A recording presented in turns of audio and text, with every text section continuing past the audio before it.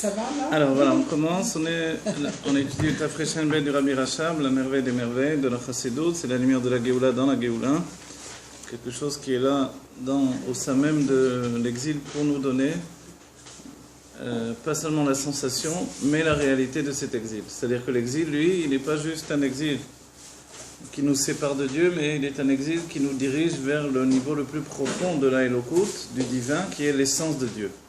Donc en fait, ce livre-là vient nous donner l'aspect véritable de notre réalité.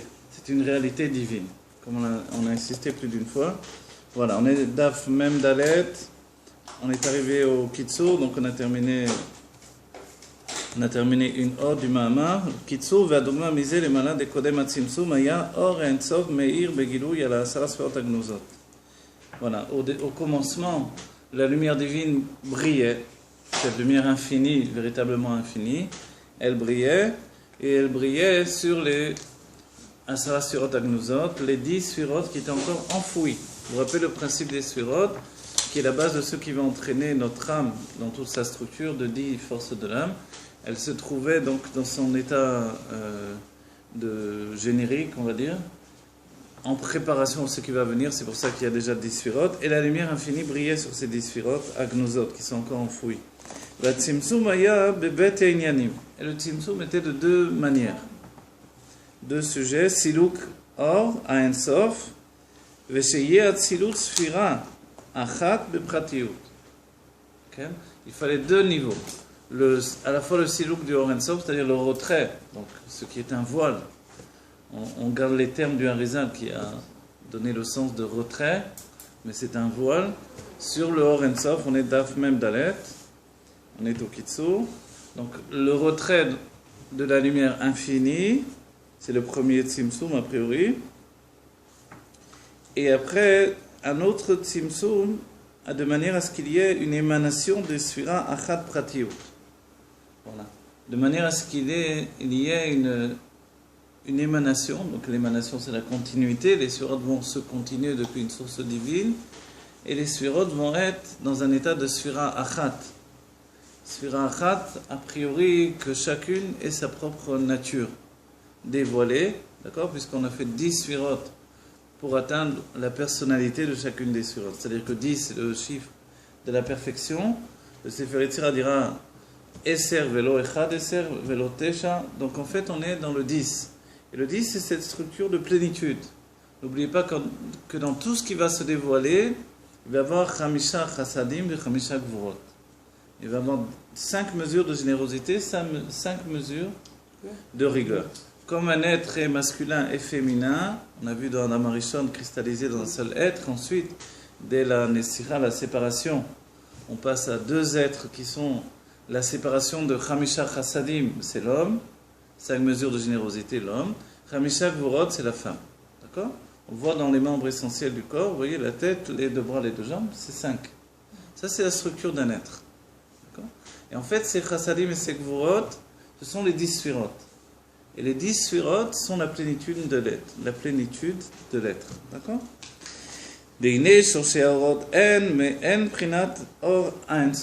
Donc, la racine des lumières, c'est Me'en.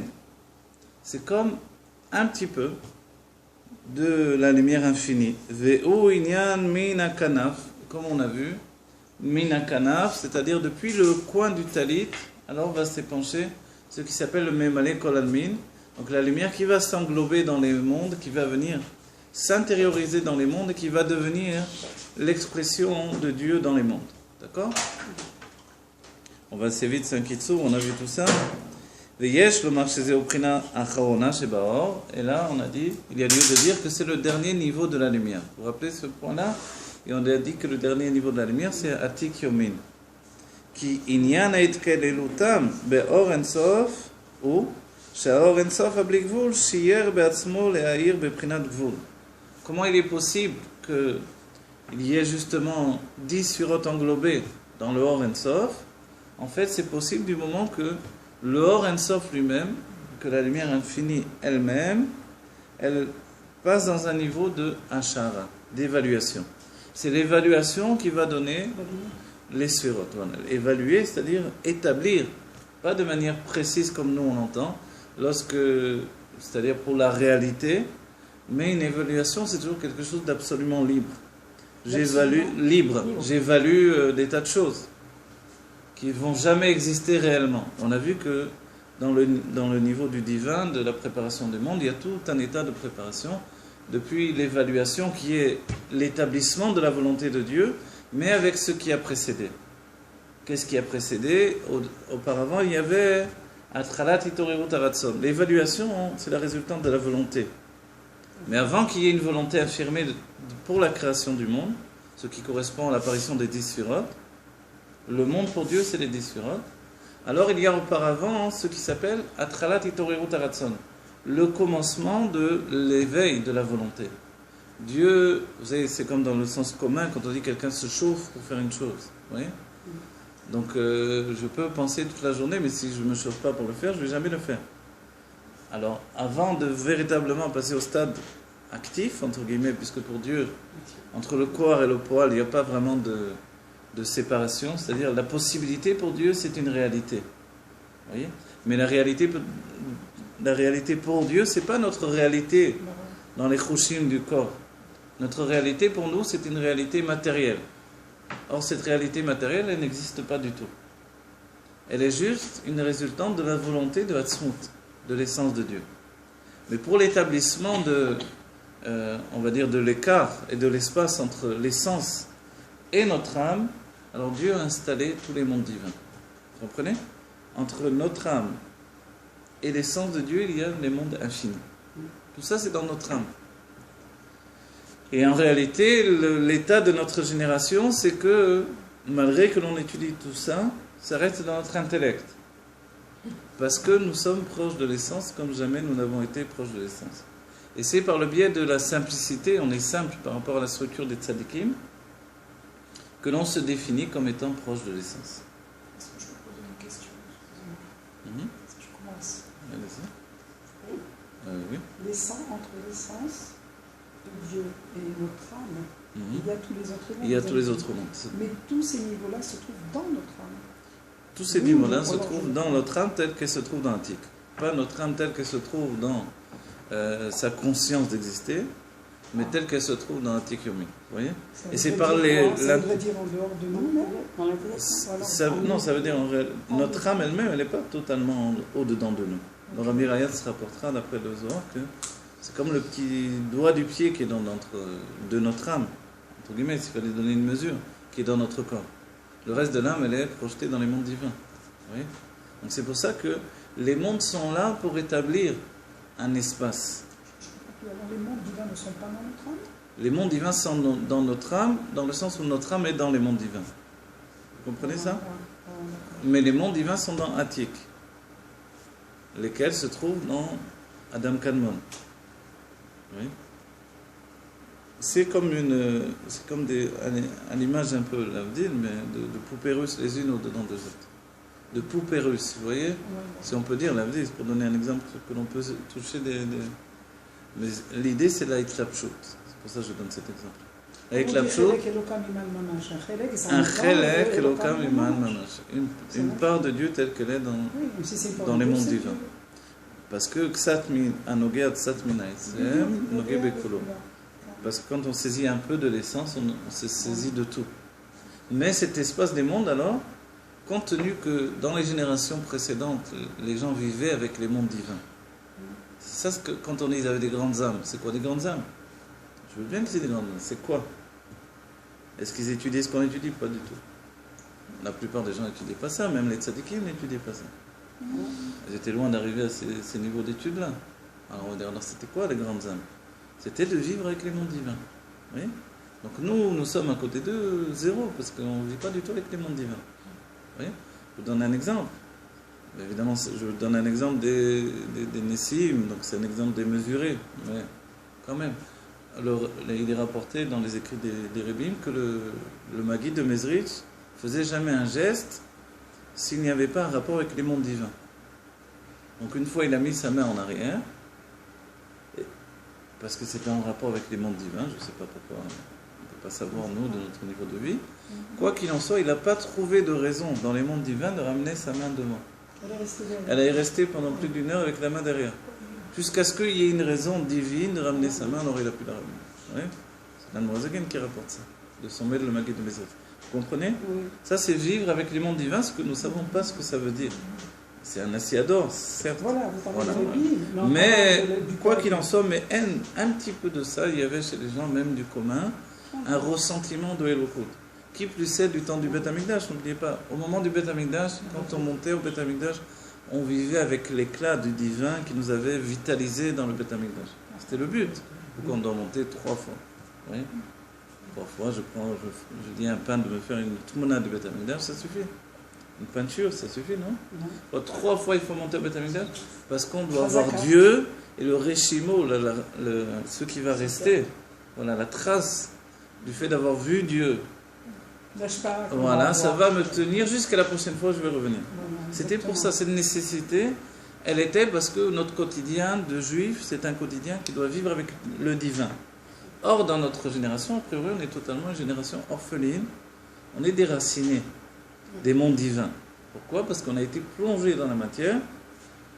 Le rabbi dit le monde, vous voyez, Elohim Gematria Teva. Teva, c'est aussi Tovea. Tovea, c'est se noyer. Et c'est Voilà. à vous en même temps. Voilà, aussi. ouais. C'est se noyer. On est noyé dans la réalité. C'est le risque du Shem Elohim. C'est ce qu'ont vu les Meraglim, qui a occasionné le fait qu'ils ne voulaient pas rentrer en Eretz Israël. Oui. Donc, noyé dans la réalité du Shem Elohim, Gematria Teva, qui est la valeur numérique de la Teva, le monde naturel, si vous voulez. Donc en fait, on est noyé là-dedans. Pour arriver à s'en sortir, il n'y a qu'un seul moyen, l'intellect. Et la Emunah Pshuta, 2 choses. La Emunah Pshuta qui fait que l'on voit donc la foi pure et intègre, qui fait que l'on voit, de par le biais du Shem Elohim, du nom Elohim, on voit dans le Shgara pratique que Dieu dirige le monde. Et en même temps, l'intellect qui nous permet de connaître Dieu dans son expression par le biais des mondes divins, et des sphirotes, etc. Vous comprenez? C'est le seul moyen de nous en sortir aujourd'hui. Donc forcément, on n'a plus du tout le niveau qui était auparavant. Mais, compte tenu que l'on est devenu insensible, on est comparé donc au talon du Mashiach, qui est comme le talon de Adam Rishon aussi. Donc, nous sommes ces âmes du talon. En fait, le talon du Mashiach, ça représente l'insensibilité. Et le Rabbi, quelquefois, rapporte le talon du talon du talon. Qu'est-ce que ça veut dire? C'est rapporté comme ça souvent dans les sikhas. Qu'est-ce que ça veut dire? Ça veut dire que, il est dit dans la Chassidut, si on met la tête dans un bain d'eau bouillante, on ne peut pas, on va se brûler. Mais le talon peut le supporter. Dans la Gemara, dans la Seret Brachot, je crois, je ne peux plus, là-bas il est rapporté que le talon, la peau du talon est très grossière. Si bien qu'elle est insensible à la douleur.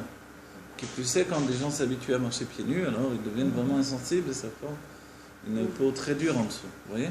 Et du temps de la Gemara, déjà, Rabbi Yochanan rapporte qu'à son époque, ils étaient devenus insensibles au niveau de la douleur des épreuves qu'ils vivaient au quotidien. Parce qu'ils ont dit, mais pourquoi aujourd'hui on n'écrit pas des Megillot, des miracles que Dieu nous a fait, comme du temps de Megillat Esther, etc., donc du temps de Purim. Et il rapporte cette ta'ana, cette raison-là, il dit, parce que finalement on est devenu totalement insensible, on est au niveau du talon. Donc si du temps de la Gemara ils étaient le niveau du talon, nous sommes le talon du talon du talon, de l'expression. Vous voyez? Mais compte tenu qu'on est tellement insensible, il nous est possible justement de rentrer même la tête dans le feu. La tête dans l'eau brûlante, vous voyez? C'est ce que l'on est en train de vivre. Et l'eau brûlante, il est dit que Dieu, il est un Esh Orla. Vous connaissez ce lien-là? Un Esh, un feu qui nous brûle, qui nous consume a priori. Le fait d'être consumé par le feu de Dieu, c'est la crainte de la Torah, de la Pnimiut Torah. La crainte qui, pendant des siècles, s'est transportée d'étudier la Kabbalah. Attention, n'étudiez pas la Kabbalah, vous allez devenir fou, Le Rambam dit que seulement à l'âge de 40 ans, vous voyez. Et le Harizal intervient finalement, à l'époque de la Renaissance, le Harizal. Et il dit, non, si quelqu'un voit qu'il n'a pas de réussite dans le Niglé, dans la Torah révélée, alors qu'il se met dans la Kabbalah au contraire. Certainement que son âme est liée à ça. Ensuite, il dit, comme vous avez rapporté, à la fin des temps, et on est à la fin des temps, Ketsayamin, alors c'est une nécessité, une mitzvah d'étudier sagesse-là, d'accord, qui auparavant était seulement réservée aux plus grands d'entre les sages. Vous comprenez? Donc on est arrivé à un stade de telle insensibilité qu'on peut nous avaler le feu divin sans brûler de l'intérieur. Mais pensez bien qu'on dit l'Admorazaken ne pouvait pas dire Atzilut. Tout de suite il ressentait Atzi, il n'arrivait pas à continuer. Même l'écrire, il n'écrivait pas en entier. Parce qu'il sentait immédiatement son âme entraînée, englobée dans le monde de l'Atzilut. Vous voyez, qu'est-ce que ça veut dire? Donc nous, on ne sait pas ce que c'est, tous ces niveaux-là, mais en contrepartie, on est attaché à l'essence de Dieu. Parce que l'essence de Dieu, c'est le contraire de tous les mondes divins, le contraire des dévoilements des mondes divins, qui ne sont qu'une sortie, une extériorisation de l'essence. Et nous, on ne veut pas sortir de l'essence, comme à la sortie d'Égypte, on veut rentrer dans l'essence, comme dans Bo El Paro. Ce que seulement Moshe Rabbeinu a vécu. De rentrer dans Pharaon, rentrer dans la Afar. Vous voyez, Paro, les lettres de Afar, rentrer dans la poussière du monde, rentrer dans l'essence de Dieu, comme Moshe l'a vécu déjà. Et là, il a vu que l'infini était absolu. Ça veut dire rentrer dans Pharaon, c'est-à-dire ne plus quitter le monde, mais rentrer dans le monde et découvrir l'essence de Dieu. Et là, découvrir l'infini divin à un niveau sans aucune comparaison avec les mondes divins. D'accord, vous comprenez? C'est tout le Dvar Malchut du Rabbi sur Parashat Bo, où il explique qu'il y a en fait deux sorties d'Égypte, deux libérations entre guillemets, sortie d'Égypte, dans le sens une sortie d'Égypte effective, mais aussi le fait que la parasha de la sortie d'Égypte s'appelle Bo. Bo, c'est Bo El Paro, viens chez Pharaon. Donc a priori, c'est le contraire d'une sortie. Bo, c'est viens. Et Yetziat Mitzrayim, c'est sort. Donc elle aurait dû s'appeler Tse, sort. Le fait qu'elle s'appelle Bo, ça nous désigne qu'il y a une autre Géoula. Et c'est Dieu qui dit à Moshe, viens chez Pharaon, viens dans Pharaon. Bo c'est toujours Bo Elai, viens vers moi. Si je dis à quelqu'un Bo, sinon on dit l'air, les paro, ça veut dire va chez Pharaon. Mais Dieu a dit Bo, viens, ça veut dire vers moi, El Paro, c'est-à-dire tel que je suis dans Pharaon. Et c'est là où Moshe va pénétrer dans Paro et découvrir l'absolu et l'infini véritable. Vous comprenez? Et c'est pas l'infini alors? C'est la Yetziat Mitzrayim, non, c'est une sortie, si vous voulez, vers les dévoilements divins, tels qu'on les connaît dans les mondes divins. Mais en fait, ce n'est pas encore la rencontre avec l'essence de Dieu. Parce que le monde n'était pas prêt. Parce que ça a été une libération qui nous a été imposée. Aujourd'hui, on doit vivre une libération que nous avons voulu. C'est pour ça que ça prend tellement de temps. Oui. Le dernier exil, c'est l'exil de Rome, même si en définitive il se cristallise dans l'exil de Ishmaël. Alors en fait, ce dernier exil-là, il est construit la Géoula Amitית de Hashem. Il est comme le père qui va enfanter la Géoula Amitית de Hashem. D'accord? Vous avez compris tout le principe? Donc en fait, dans notre génération, on pénètre dans l'essence de Dieu, qui est cette réalité qui paraît dure et pure comme ça, absolue, qui peut nous faire chuter au quotidien, mais qui en réalité ne peut plus nous duper du moment qu'on a compris. Et dans l'Admorazaken, ça veut dire dans le Tanya, on comprend que ce que j'ai compris, c'est ce que je peux vivre. C'est-à-dire auparavant, il y avait comprendre, ressentir et exécuter, oui, jusqu'à ce que ça devienne une seconde nature. Le Tanya vient nous dire qu'il y a des niveaux, le Benoni est en dessous du Benoni, qui ne ressentent pas le divin de manière telle qu'ils sont enflammés et qu'ils vivent dans leur sentiment en dévoilement divin. Le Benoni, qui plus est le niveau en dessous, on ne ressent pas les dévoilements divins. Alors on peut les remplacer par une compréhension du divin. Notre dévoilement divin depuis le Tanya, c'est comprendre. Comprendre, pour moi, ça fait office de dévoilement. C'est ça l'idée du Tanya. Vous voyez? Et c'est une idée extraordinaire, parce que sinon on serait dans l'impossibilité de nous attacher à Dieu. Pourquoi? Parce qu'on a dit, on est devenu insensible. Si je suis insensible, je ne ressens pas. Si je ne ressens pas, je n'ai rien à voir avec le service de Dieu. Notre intellect s'est développé, non? Notre intellect, non, il est beaucoup moins grand qu'auparavant, mais les enseignements qui nous sont donnés sont tellement plus élevés qu'ils réussissent à nous élever malgré notre chute intellectuelle. Vous voyez? Donc en fait, on ne peut pas comparer notre esprit avec un Tana. Même chez les Goïm, il est rapporté, le Rambam dit que Aristote avait l'esprit d'un Tana. Donc certains disent qu'il était juif, maintenant on ne sait pas trop. Si c'est converti, c'est pas converti, qu'est-ce qui s'est passé? Est-ce qu'il était vraiment juif ou non? Quoi qu'il en soit, disons que c'est un Goï, il avait un esprit d'un Tana. C'est-à-dire qu'il y avait dans l'humanité une possibilité d'être à un niveau tellement élevé. Un Tana, a priori, sans parler d'Aristote, c'est quelqu'un qui est capable de faire triatamétim, de faire des miracles au quotidien, de vivre dans un niveau de ressentiment divin absolu. Ils n'avaient pas besoin de prier, les Tanaïm comme on prie aujourd'hui. Rabbi Yehuda, en plein cours, il mettait la main sur les yeux, il disait Shema Israël, et c'était sa prière. Et l'explication du Tanya, c'est que en un instant, il réalisait ce qu'il nous faut des heures pour simplement mettre en route. Et à notre génération, finalement, on a perdu totalement, même malgré toutes les exigences des livres de Chassidut, on a perdu la chana, la préparation à la tfila, qui faisait que la tfila devenait une tfila, une prière, dans le fait de s'attacher, de se souder à Dieu. D'accord? Alors, donc, on ne va pas se plaindre, on va dire qu'au contraire, on a perdu dans les dévoilements divins, mais on a gagné dans la proximité avec l'essence. Donc, l'espace entre nous et le monde divin s'est retréci. D'un certain point de vue, Atik et Omin se trouvent avec nous aujourd'hui, dans la nécessité immédiate de plonger dans l'essence de Dieu. Vous voyez? Donc en fait, on ne doit plus craindre le monde est là pour nous rapprocher de Dieu. Chez la femme, c'est plus facile que chez l'homme, de manière générale, parce que l'homme a une âme qui se répand et qui s'éparpille, donc qui se perd. La femme a une âme qui se résume. C'est la différence entre la rigueur et la générosité. D'accord? On va terminer ce kitsur. Ki inyan aitkalelutam be'or ensof hu she'or ensof bli gvul shiyer be'atzmo le'ayir bepchina gvul. Comment il est possible que 10 sphirot, c'est-à-dire 10 mesures, c'est-à-dire limite. L'idée même du sphira, c'est de pouvoir compter la lumière divine. La compter, la raconter, c'est la définir par la limite. Or, on est dans une lumière illimitée, dans un état illimité avant le Tzimtzum. Sans le Tzimtzum, qui lui a pour fonction de mettre un voile sur la lumière infinie pour nous donner le sens de la réalité en définitive dans notre monde, alors c'est impossible qu'il y ait une limitation quelconque, ou l'apparition d'une limitation.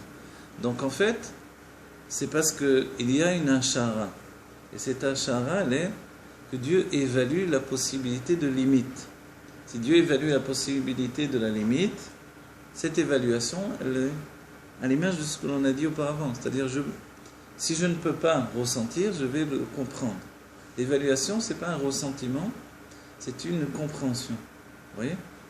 C'est bien qu'on dit qu'avant même la volonté, il y a une marshava. On dit marshava agduma d'Adam Kadmon. Et Adam Kadmon, c'est l'élévation de la volonté qui va être la volonté de toute l'existence. Depuis la projection vers la finalité. La finalité, c'est nous, la projection, c'est le début des mondes divins. D'accord? Mais en fait, cette volonté, elle est précédée par une pensée, une marshava. Non pas une pensée comme on l'entend communément, mais une évaluation. Cette évaluation, a priori, on a l'impression donc du coup qu'il y a un tam, il y a une raison à la création. C'est pour ça qu'il a été défini que la vraie raison de la création, c'est qu'il n'y a pas de raison. Dieu a eu le désir qu'il lui soit fait une maison ici-bas. Mais ce désir n'entraîne pas a priori une nécessité de création. Vous voyez? C'est pour ça qu'il faut des états successifs pour arriver à une création effective. Entre guillemets, puisque c'est un ressentiment de la création. Ça va? Et en fait, tout ça, c'est l'évaluation. Évaluer, pour Dieu, c'est créer. Évaluer, c'est limiter. Évaluer, c'est l'émergence de la limite. D'accord? Et quand la limite est établie, alors on peut avoir une structure qui va donner les mondes à venir. Et cette limite établie, c'est l'apparition des 10 suivantes. D'accord? Je vous ai un peu bousculé là. dans le Kitsour. Non, mais j'aimerais bien que vous reveniez sur ça. D'accord, on va revenir. Je vais demander tout le cours. Je reviens dans 5 minutes. Attendez. Vashara zo i prinat malchut. Cette Ashara, elle est dans un niveau de malchut. D'accord? La malchut, n'oubliez pas, où tous les mondes ont été construits dans malchut de Netzer. La Shara, elle est dans un niveau de malchut. Elle est dans un niveau de Parce malchut. qu'elle correspond à la création. Voilà, C'est ça. exactement. La Shara, puisqu'elle est l'apparition de la Gvura, on a vu dans le début du livre, si vous vous rappelez bien, quand il définit les Shlosha Kavim, les 3 lignes d'influence. Il y a la ligne de Chesed, la ligne de Chassadim, de générosité, la Gvura, la rigueur, la Gvurot, et Tiferet au milieu.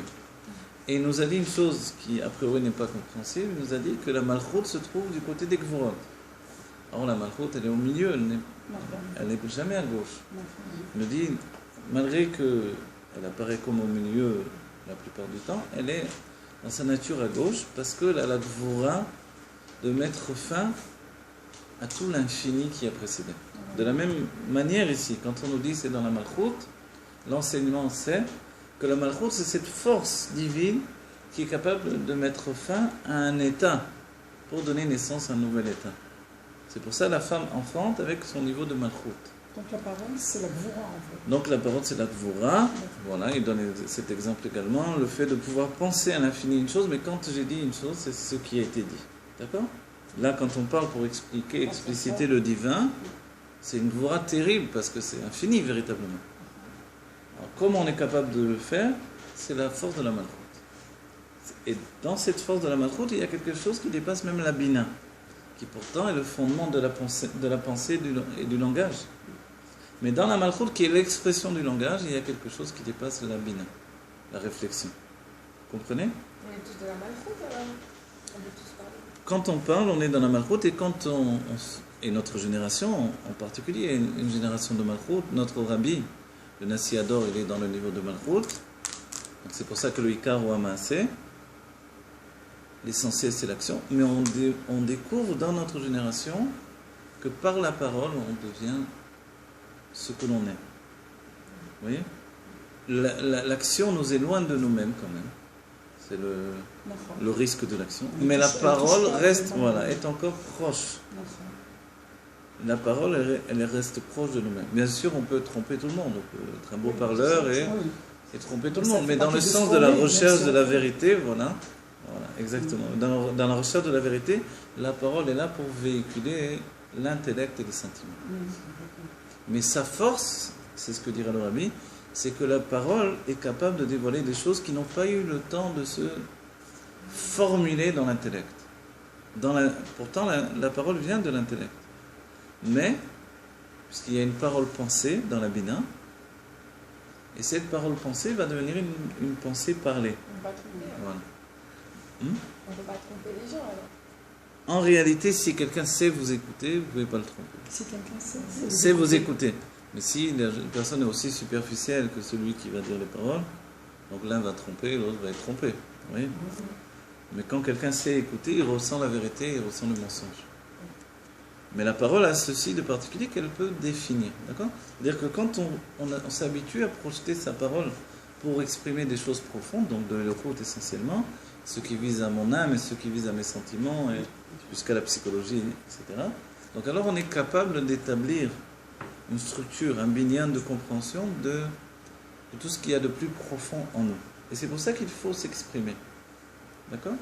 Chacun de nous, dans cette génération, on est venu pour s'exprimer. C'est le but de la génération. Et le Rabbi nous a poussé au maximum. Il a dit d'écrire des chidushim, il a dit de parler, d'enseigner. Il nous a dit, si tu sais Aleph, tu ne peux pas dire, ouais, moi je ne connais pas tout le Aleph Bet, je sais juste Aleph. Mais enseigne Aleph. Oui? C'est juste lire une sikha, j'enseigne la sikha. Je sais faire ça, tout ce que je sais juste un petit enseignement comme ça. Bien dis-le. Oui? Donc on ne peut pas dire, non, je ne suis pas au niveau. Il n'y a pas de niveau aujourd'hui. Le niveau, c'est l'expression et tout le monde peut s'exprimer. Et on se découvre capable d'exprimer par la force même du Rabbi qui est lui-même la parole du peuple juif. Et c'est comme ça que l'on doit entendre les Vayomer Hashem, El Moshe Lemo, Vayedaber Hashem. Dieu n'a pas de bouche. Alors qu'est-ce qu'il nous veut avec il dit qu'il parle. Ouais. En fait, Dieu, c'est la Malchut. La Malchut, quand on entend Vayomer, Vaidaber, c'est la Malchut. Oui. C'est pour ça qu'on dit que dans la génération de Mashiach, tout est dévoilé. Exactement. Dans la génération de Mashiach, tout est dévoilé, y compris les forces les plus profondes et les plus cachées. Et quand le Rabbi a dit que Nigmar Avodat HaBirurim, c'est-à-dire qu'on a vraiment fait le birur, la clarification de toute la situation, et qu'on est en train maintenant de projeter ce qu'il y a de plus profond en nous pour un travail personnel. Mais au niveau général, le monde est prêt pour la Géoula, absolument prêt pour la Géoula. Vous voyez ? Voilà. Et par Gimel Tammuz, on est passé par Atralta de Géoula. Donc ça a été clairement établi, le Rabbi lui-même l'a enseigné. Ce jour-là, c'est le jour du commencement de la Géoula. Ce commencement de la Géoula, donc il a commencé maintenant pour nous, déjà à l'époque du Rabbi Rayat, puisque le Rabbi Rayat s'était libéré à Gimel Tammuz. C'est de là le terme de Atralta de Géoula. Et si le Rabbi a décidé de se voiler à notre regard le jour de Gimel Tammuz, non, ça s'est arrêté ? Voilà. Alors, s'il a décidé de se voiler... Ah non, mais comment ça... Tiens, il disait Gimel Tammuzayim. Beau, hein? Ah, ouais. Gimel Tammuzayim. Donc, si le Rabbi a décidé de se voiler, parce que c'est le jour du début de la Géoula. Donc, la Géoula a concrètement commencé du temps du Rabbi Rayat. Elle est passée dans un état encore plus grand à l'époque du Rabbi, quand le Rabbi désigne que Manesiout en tant que Rabbi se termine, commence Manesiout en tant que Mashiach, oui, bien qu'il était déjà Mashiach. Mais à nouveau, il faut l'accepter, il faut l'intégrer dans la réalité. Le fait qu'on ne voie plus notre Rabbi, c'est parce que le Mashiach, c'est pas quelqu'un de visible de nos yeux pour l'instant, tant que nous-mêmes, on n'a pas provoqué notre Géoula. Donc en fait, il est dit même le Mashiach, la lumière du Mashiach, c'est le Rabbi qui dit ça évidemment, dépasse la lumière de Moshe Rabbeinu. Donc en fait, regarder le visage du Mashiach, c'est impossible. Et c'est ce que l'on vit aujourd'hui. Ensuite, il saura générer la force de se limiter pour nous donner, de le percevoir, malgré que nous allons nous élever. Oui, il y aura deux choses. Nous allons nous élever, et n'oubliez pas ce que l'on étudie ici. Dévoiler la limite, c'est monter de niveau. Oui. Donc quand il va encore monter de niveau, et nous aussi avec lui, comment le Rabbi Melech Mashiach monte de niveau ?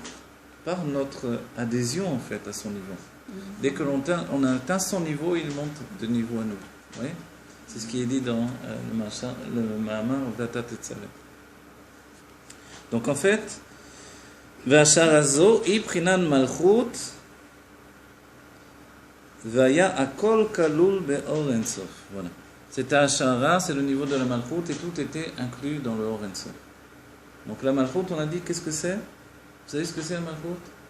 C'est la nécessité du dévoilement. Le Rabbi lui-même l'a défini, il a dit que quand le Rabbi Rayas lui disait quelque chose, il sait bien que je vais le répéter. Comme ça le Rabbi dit de lui-même, il sait bien que je ne peux pas m'empêcher de le répéter. Qu'est-ce que le Rabbi nous dit en disant ça ? Il ne peut pas se retenir. C'est parce qu'il est malchut, que la malchut, sa nécessité, c'est de répéter. Oui. Donc nous, tout ce que l'on connaît des Rebbeim, c'est grâce au Rabbi ou au Rabbi Rayas. Sinon, on ne connaîtrait rien du tout. Le Rabbi Rayas a écrit le maximum d'enseignements des Rebbeim. Le Rabbi l'a même poussé à écrire encore plus. Et le Rabbi a reçu Baal Pé tout ce qu'il devait nous transmettre à son tour. Oui. Donc en fait, on connaît toute notre histoire. On ne connaît pas peut-être l'histoire de notre vie, notre arbre généalogique familial, mais on en connaît notre arbre généalogique au niveau de la famille du judaïsme, de chacun d'entre nous. La lignée de David auquel on appartient, alors elle s'exprime pour nous par le biais des Rebbeim. Auparavant, il y avait avant les Rebbeim, c'est-à-dire avant le Baal Shem Tov, il y a aussi le Harizal, et avant le Harizal, il y a Rabbi Shimon Bar Yochai. C'est comme ça que l'on s'attache, et après, il y a Moshe Rabbeinu. Oui. C'est comme ça notre lignée. Ce qui est dans la paracha, Bederer HaMelech Anachnu Olchim. Dans le chemin, dans la route du roi, nous allons. La route du roi, c'est celle qui est définie dans le Chassidut Chabad, et il y a toujours eu l'occasion de dévier à droite, à gauche. Et le Rabbi a dit, nous voulons rester dans la ligne du roi. C'est-à-dire, il y a des possibilités de dévier. C'est-à-dire que la Chassidut Chabad, c'est la ligne du roi. Et comment vous exprimez ? Vous avez vu qu'il y a eu d'autres Chassidut, même au sein du Chabad. Il y a eu le Chassidut Chabad Kapot. Kapotsk. Ah, ben, merde, Le Rabbi Retz est arrivé à Jérusalem, il y avait la choule dans la rue Balatania. Il avait écrit Chabad Kapotsk, il a vu ça, il n'est pas rentré dans la choule. C'est-à-dire dans tous les enfants du Tzemar Tzedek, chacun a fondé aussi sa chassidoute. Il est devenu un mot, à part le plus grand, le plus âgé de tous les fils, et le Tzemar Tzedek lui a dit, toi tu ne veux pas devenir un mot, fonder ta chassidoute. Il a dit, non, moi je veux rester attaché au Rabbi. Il a dit, puisque c'est comme ça, il sortira de toi la continuité de la chassidoute Chabad, et de là est sorti le Rabbi qui descend de le fils du Tzemar Tzedek, Rabbi Shalom Baruch, okay? De lui est sorti finalement la lignée du Rabbi. Donc en fait, le Derer HaMelech, c'est quoi? C'est de ne pas dévier ni à droite ni à gauche. On a toujours l'occasion, au niveau personnel, de dévier. Ouais? Comment on dévie quand justement on rentre dans des spécifications, je ne sais pas si c'est bien français, on rentre dans la spécificité de l'enseignement, mais sous une autre ligne. Par exemple, je ne sais pas, à notre époque, Rav Gizbo, par exemple, oui, d'autres courants qui peuvent venir, qui deviennent plus généraux. Comme Breslev. Généraux. Non, Breslev, non, c'est sa propre ligne, si vous voulez. Mais dans la Chassidut Chabad, il y a toujours une occasion de dévier à droite à gauche. Mais parce que le Rav Ginsburg, ce qu'il enseigne... C'est pas de la Chassidut Chabad pure. C'est la Chassidut Chabad qui s'englobe dans la Chassidut de Rabbi Yitzhak Ezik Miomil, qui s'englobe dans la Chassidut du Baal Shem Tov. D'ailleurs, son Tipul Nefesh, donc la psychanalyse qu'il donne de faire, s'appelle d'après la Chassidut du Baal Shem Tov, pas des Rebbeim. Donc en fait, il y a toujours, je vous donne un exemple, c'est pas un petit, c'est quelqu'un de très grand, oui, qui choisit de faire sa propre manière. Et nous, en tant qu'élèves d'autres chassidim, on doit faire attention. Si on a étudié avec d'autres chassidim, on doit revenir à l'essence, revenir au shoresh, la voie des Rebbeim, qui est un chemin tracé avec une grande précision. Voilà, c'est très important. Pourquoi le Rabbi est surmené à Malach? Oui, ça n'empêche pas. Ça n'empêche pas du tout. C'est marrant. Et malgré tout, il choisit un autre chemin. Parce que c'est sa propre... Le Rabbi lui a dit, c'est la lettre que le Rabbi lui a écrite, Ve'irtov, Betsurat Sfarim, Alimut Shilomed Leatzmo. Et il écrira des livres de sa propre étude et enseignement. Donc en fait... C'est vrai parce que ses élèves sont pas voilà, donc le Rabbi a dit aussi de faire des chidushim, donc forcément il y a une place pour des chidushim. Mais... au bout du compte, si on veut rester dans le chemin du Meller, il faut revenir à la structure des Rebbeim. D'accord? C'est quoi La structure des Rebbeim, elle est extrêmement précise. Par exemple, on ne rentre pas dans les détails outre mesure de la Kabbalah. On rapporte les détails qui sont nécessaires à la compréhension, qui m'attachent à la notion générale du Shem Havayim. Et non pas dans les détails pour les détails. C'est un seul exemple, mais c'est rapporté tel quel. Comment on peut savoir? On ne sait pas. Alors, vous ne le savez pas. Voilà. Non, Si vous étudiez les Rebbeim selon la manière des Mahamarim, vous n'avez aucune crainte à avoir. Voilà. Mais si vous étudiez des Shitot, je sais pas moi, des déviations personnelles de Chassidim, alors c'est plus le chemin du Melech. D'accord? Je vais rapporter parce que c'est dans la paracha et parce que on doit comprendre qu'il y a quelque chose. Ce quelque chose, c'est nous amener directement vers la Géoula. Oui, vous avez compris? C'est par rapport aux livres, en fait, comment on étudie?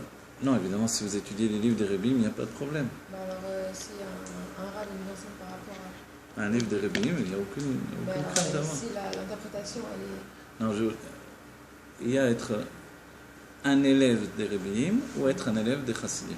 Oui? Vous devez générer en vous le désir d'être un élève des Rebbeim.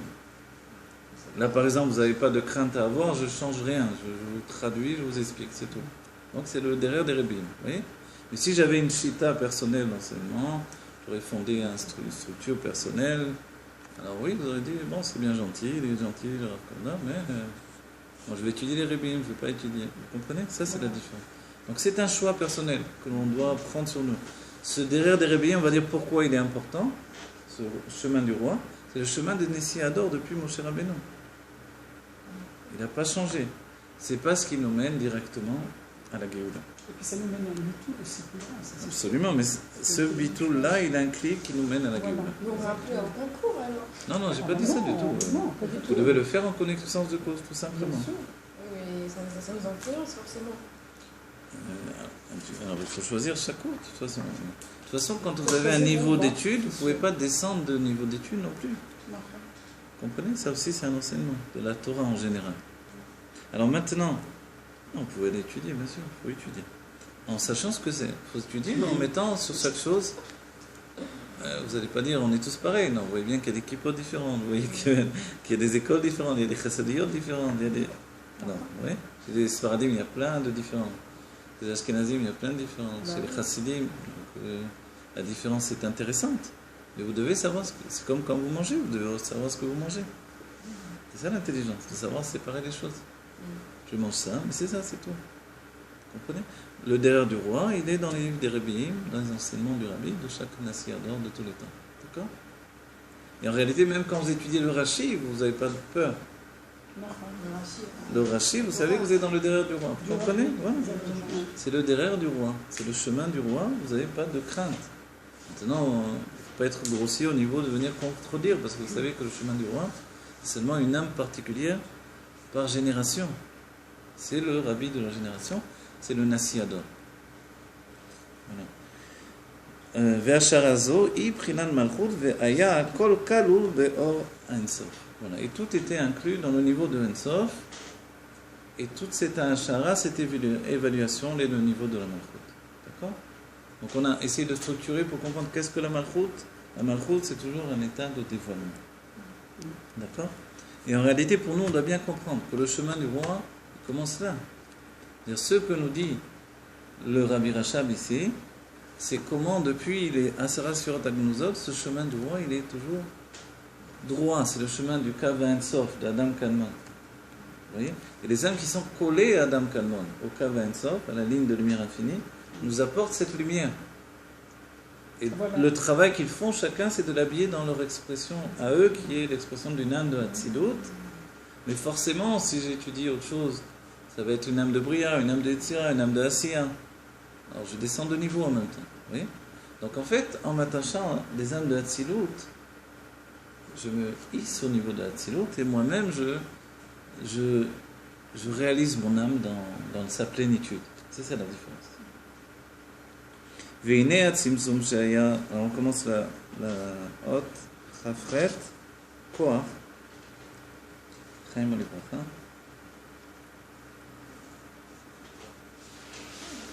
והנה הצמצום שהיה באור אינסוף הוא שניטע עליהם האור בבחינת אינסוף ונשאר רק בחינת ההשערה ענן. Et le tzimtzum qui était dans le or אינסוף, alors, il est le fait chez Nita'alem, il est le fait que la lumière s'est voilée chez Beprinat Ensof, donc l'état de lumière qui était dans un niveau infini, elle s'est voilée. Venishar Prinat Ashara. Il est resté juste la Ashara. Donc la lumière s'est voilée et resté la Ashara. On va définir, je ne vais pas dire la place du Rabbi. Dayenut, c'est-à-dire, donc Ashara, vous vous rappelez, évaluation. Dayenut, c'est-à-dire, Ait Kalelu, Ta'asara Sfirot Agnuzot. Vous écrivez les mots. Comme ça, Ashara égale. Alors, C'est dans la tête. un dictionnaire. Ça fait longtemps que j'ai plus d'écrit. דהיינו, ההתקללות 10 ספירות הגנוזות, שזהו בחינת היותר האחרונה שבאור אינסוף, והיא בחינת נקודה לבד לגבי האור אינסוף הבלי גבול, והיא בחינת מלכות שבאינסוף. Voilà. Donc on a dit que tout ça, ça se cristallise dans les 10 sphirotes. Lesquelles 10 sphirotes sont justement le passage de l'infini vers la limite par le biais de la malchoute. On va dire, on va résumer comme ça, d'accord? Et tout ce que l'on a dit auparavant, c'était pour comprendre que la malchoute, c'est la nécessité, d'accord? Omnam, toutefois, un nekuda rishona sheitrit et le biais de la malchoute, c'est comme une nekuda. Il est dit dans le Etzraim, nekuda be'echala. Nekuda be'echala, c'est comme un point dans son echal. Vous voyez que c'est que le echal, c'est comme une maison. Le hé, c'est le dessin du hé. Vous voyez le hé? Le hé, il est fait avec un dalet et un petit point sur le côté. Donc c'est un echad. Mais dans le echad, il y a un point. Vous voyez? Qu'est-ce que c'est ce point? C'est un nekev. C'est un trou. Imaginez qu'il y a une pièce toute sombre, il y a juste un trou pour laisser passer la lumière. D'où le terme nekeva. Vous voyez? Féminin, c'est ça. C'est-à-dire, la lumière est concentrée. Et comme dans la Chokhmah, qui est le début également du dévoilement, la lumière est concentrée dans un niveau de Nekuda, de point, de Tzimtzum, voilà. C'est pour ça que la Malchut elle-même, elle s'appelle Chokhmah Tata. Elle est une sagesse inférieure.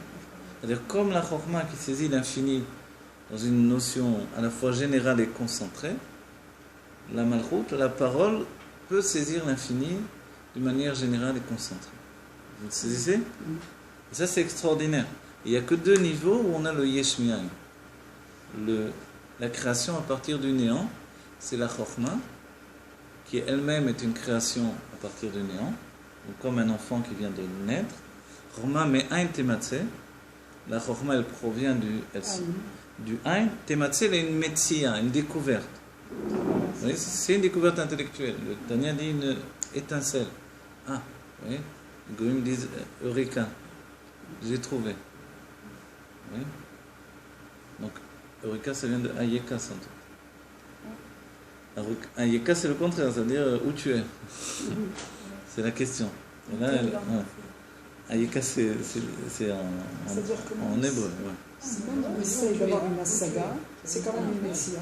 De toutes les manières. De toutes les manières, voilà. Et ça, c'est très important. Ça détruit notre yesh dans sa tête. Voilà, il n'y a plus d'ego. C'est-à-dire que même les chidushim que l'on croit avoir, ce sont des havanot, en fait. Voilà. Ça, vous voulez traduire dans le terme de havana. Mais comme c'est un... Alors, pourquoi on les appelle chidushim? Parce que c'est un chidush dans le dévoilement. Voilà. Le dévoilement, c'est ça le chidush. Le Rabbi Rachab, tout ce qu'il écrit, c'est pas des chidushim. Mais en même temps, de la manière dont c'est dévoilé, ce sont des chidushim extraordinaires.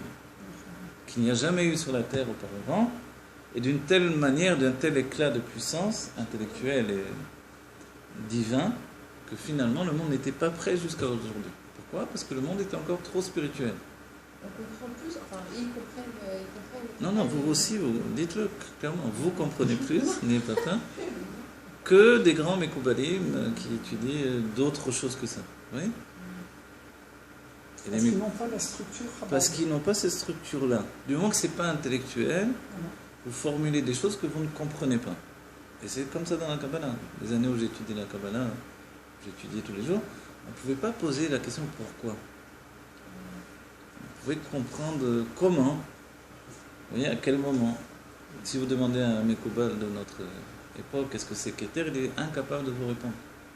Dites-lui qu'est-ce que c'est Malchut. Il va vous dire où elle se dévoile, il va vous dire des noms de la Malchut, la Shrina, mais il ne sait pas ce que c'est. C'est pour ça que les Mekoubalim, même les plus grands, nous disent Malchut d'Ensof, on ne sait pas ce que c'est. Alors on dira que c'est Dieu, il sait ce que c'est lui. Vous voyez, une réponse, on va dire, tu fiches de moi une réponse pareille. Donc il faut attendre les Rébim pour nous dire la Malchut, c'est le dévoilement tout simplement. Vous voyez, traduction dans l'âme. Donc pour nous, c'est essentiel de comprendre ça. Donc quand on a compris que c'est le dévoilement, on comprend très bien qu'on nous dit que tout est créé dans Malchut de Ensof. Vous voyez? Et cette Malchut, elle se résume à un point. Et ce point-là, c'est un Tzimtzum. Vous voyez? Ce Tzimtzum, c'est le commencement de tout. Un enfant, un embryon dans le ventre du plus, c'est rien. Même une goutte de semence, c'est un point. Vous voyez? Qui se grandit. Mais ce point, n'oubliez pas que dans la Kabbalah, quand vous faites un point, c'est un Yud. Et ce Yud, c'est 10. Et 10, c'est 10 sphérot. Vous voyez? Donc on ne peut pas dire que ce point, il est dénué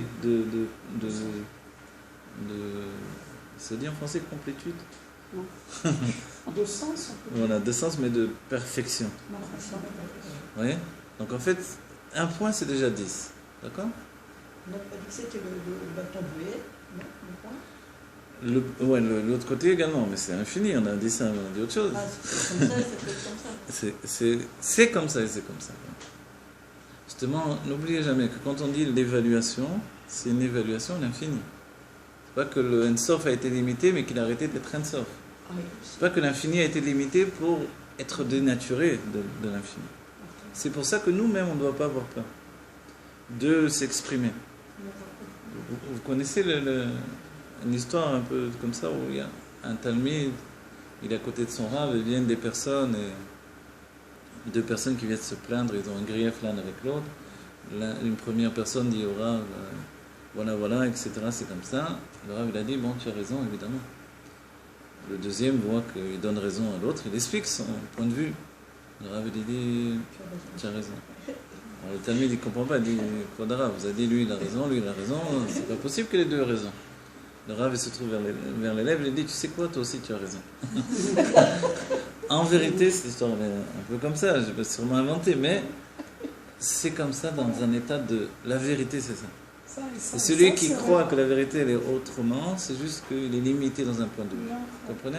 Même Korah, il dit la vérité. C'est ce que Moshe lui dit. Korah, quand il vient expliquer que le Agvora est supérieur au Chesed, que le Tzimtzum a précédé le dévoilement, etc. Et que Moshe lui dit, mais tu as raison, je suis d'accord avec toi. Mais simplement, Boker Yoda Hashem. Le matin, Dieu il fait connaître ce qu'il veut. Dieu il veut la vie, le dévoilement et le jour, la lumière. Toi, tu viens me parler d'obscurité, de rigueur, pour placer la rigueur, l'obscurité au-dessus de... Je ne suis pas d'accord. En vrai, c'est ça, puisque l'essence est sans dévoilement. Oui, il avait raison. Il a raison, époque, il a raison, mais il a tort dans la finalité. Pourquoi? Parce que même l'essence, on a l'essence, voilà, prenez la table, la chaise, mangez, vous avez l'essence. Vous êtes content? Pas du tout. Non. Ah, pourtant, vous avez l'essence, de quoi vous plaignez?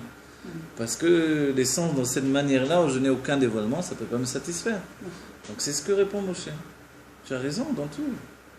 Mais c'est pas ce que Dieu attend. Dieu attend le dévoilement. Oui.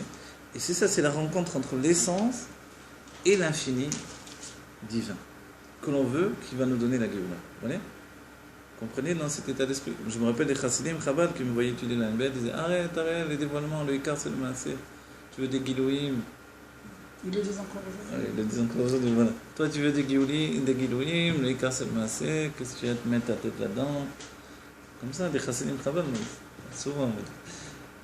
Et j'ai dit, mais toi tu veux la Géoula, non? La Géoula, c'est le dévoilement de l'essence. Le dévoilement, c'est un Giloui. Donc on ne peut pas vouloir que l'essence. L'essence, on l'a, allez-y, servez-vous. Je suis en boîte de nuit et Shabbat, j'ai l'essence aussi. Qu'est-ce qu'il y a? Ça change quelque chose à ma vie?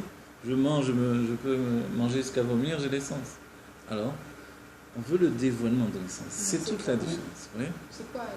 Le dévoilement de l'essence, c'est que l'essence se projette vers nous et elle s'identifie à nous. Et ça va être un guillaume. En retour, on est identifié à l'essence. Et pourtant, vous restez ce que vous êtes. Mais on le ressent ou pas? On va le ressentir, c'est ça toute la différence. Ce qu'on veut, c'est le ressenti. Le ressentiment, c'est un sens le ressenti de l'essence. Oui. Donc le dévoilement de l'essence. Mais si c'est l'essence toute seule, il n'y a pas besoin de Géoula, il n'y a pas besoin d'histoire du peuple juif. Les goïms vivent avec l'essence aussi, sans le savoir. Dans l'exil, on est dans l'essence aussi. Voilà, dans l'exil, on est plongé dans l'essence. On est dans l'essence depuis la création, voilà. en fait.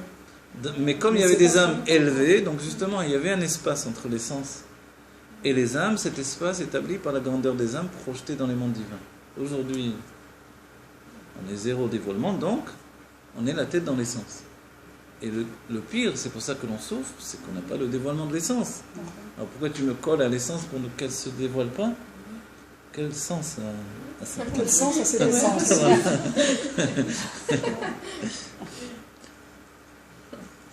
Alors, quel sens? C'est pour ça que la Malchut nous délivre, et c'est pour ça la nécessité du Mashiach. On va dire, quel besoin j'ai d'un Mashiach quand je veux le dévoilement de l'essence? Le Mashiach, c'est l'état de dévoilement. C'est pas lui qui passe. Voilà, c'est la Malchut. Quand on demande un roi, pourquoi Shmuel a Navi a crié sur le peuple juif quand ils ont demandé un roi? A priori, c'est une mitzvah qui est écrite dans la Torah. Som Tassim Alecha Melech, ils sont venus demander un roi, il leur a crié dessus. On va dire pourquoi? Parce que le roi qu'ils voulaient, c'était un roi pour ressembler aux autres goïms. Ils n'ont rien compris à l'idée qu'est-ce que le roi dans le judaïsme. Le roi, c'est l'état de dévoilement de l'essence. Oui. C'est là où on dit Malchutra, Malchut Kol Olamim. La Malchut, c'est pour ça qu'on avait besoin du Beth Amikdash, qui représente cet état de dévoilement sans lequel on ne peut pas vivre. Ceux qui pensent qu'ils peuvent vivre sans dévoilement, c'est parce qu'ils sont plongés dans la matière jusqu'au bout et qu'ils n'arrivent pas à s'en sortir. Donc ils n'ont pas de ressentiment, ils n'ont pas de désir de dévoilement. Évidemment, le dévoilement tel qu'on entend Ratzor et on va quitter le monde, etc. Al-Vay Alenu, mais ça n'existe plus. C'est pas ça. Voilà. Pourquoi le Vayalenu? Al-Vay Alenu, qu'on décolle un petit peu les pieds de terre, vous voyez? Juste une goutte de temps en temps. Au moins dans la prière, quoi. Au moins dans le chemin. Comme il est dit pour le Benoni. Donc en fait, notre nécessité aujourd'hui, c'est de vivre le dévoilement de l'essence et c'est tout. D'accord? Et s'il y avait une autre idée dans les siècles précédents et que ça paraissait impossible, et c'est pour ça qu'il y avait une lutte avec l'idée même de la Géoula dans le peuple juif. Que les Tanaïm disaient qu'elle vienne, la Géoula, mais pas de notre temps. A priori, on dit, mais ça va pas, ils sont fous. Parce que c'est un des fondements de notre judaïsme, c'est d'attendre la Géoula.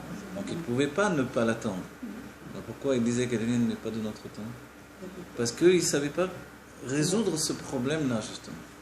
Si la Géoula véritable, c'est le dévoilement de l'essence, voilà, on a... A priori, on est en Géoula, mais on est en grosse galoute. Alors voilà, on veut le dévoilement de l'essence. Non pas l'essence elle-même avec laquelle on vit maintenant, à un tel niveau que être, c'est notre état au quotidien, et que les gens sont incapables de devenir quoi que ce soit. Vous voyez? C'est-à-dire que toutes les études que l'on a fait à l'université ou je ne sais pas où, elles doivent être un moyen de développer notre possibilité de comprendre Dieu. Donc d'étudier ces livres-là comme un fou furieux d'une intention. Or, l'intellect est occupé à gagner sa vie. Oui? Ça fait des starters magnifiques, c'est bien, mais ça détourne aussi les choses. Ce qui nous sauve, c'est que tout va à la rencontre de l'essence. Et donc, tous les chemins mènent, non pas à Rome, voilà, tous les chemins mènent à Dieu. À Jérusalem, au Beth Amikdash. D'accord? Donc, vous avez bien compris aujourd'hui, c'est important quand il insiste et il revient sur le point de dire que tout se cristallise dans l'idée de Malchut. C'est parce que là, Malchut, c'est le passage entre l'infini et la réalité.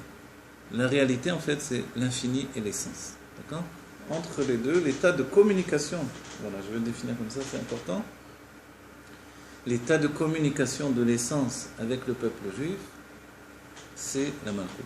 Et le Rabbi Rachab le dit dans l'Ainbet, il nous dit, qui parle au peuple juif quand il est écrit Vaïdaber Hashem el Moshe Lemo? Vaïdaber, Yudke Vavke, el Moshe Lemo. C'est-à-dire que Dieu lui-même parle à la troisième personne. Il est en train de dire, et Dieu a dit à Moshe de dire. Vous voyez? C'est Dieu qui parle, on est d'accord? Alors pourquoi il parle comme ça? Alors qui est-ce qui parle? Comment il parle? Ouais, mais non. C'est pas Abaye qui parlait de... Voilà, c'est... Alors regardez, il dit Vaïdaber et au Vayomer, donc qui parle? Yudke Vavke, donc le nom Hachem. Et Hachem a dit à Moshe de dire. Et le Rabbi Rachab, il se dit, mais qui parle? Ouais. Si c'est Havaïe, il va dire je. Alors Anochi, on comprend mieux. C'est pour ça que Matan Torah, ça a été le dévoilement de l'essence. Cristallisé dans un seul moment, mais ça a été quand même un dévoilement. Donc quand il dit Anochi, je suis, on comprend qu'il parle. Mais quand il dit Vayomer Hachem, les morts, voilà. Alors il nous dit finalement c'est l'essence qui parle. Et c'est pour ça que l'essence, elle cite le nom de Dieu. Elle cite le nom de son dévoilement. Vous comprenez? Dieu, dans son essence, parle par le biais de la Torah. C'est pas à chaque fois l'essence de Dieu qui parle? Hein? C'est pas à chaque fois son essence qui parle? Oui, mais quand il dit Vayomer, qui dit Vayomer?